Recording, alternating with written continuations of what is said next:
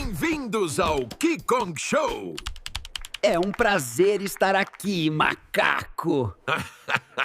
Hoje nosso convidado é uma lenda pirata da Terra do Nunca. Por favor, recebam Capitão Gancho.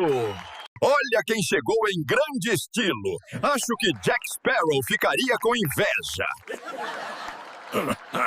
Então, Capitão Gancho, seja honesto. Quantas vezes você foi perseguido por aquele crocodilo esta semana? Apenas 5. Foi uma semana tranquila. Sabe, nunca gostei das calças do Peter Pan. E aquela fada? Muito brilhante.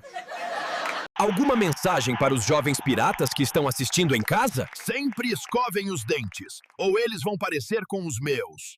Para o nosso segmento interativo, gancho ou mentira? Qual é a resposta? Hooks? É isso, pessoal. Um grande obrigado ao Capitão Gancho por não tentar sequestrar ninguém esta noite.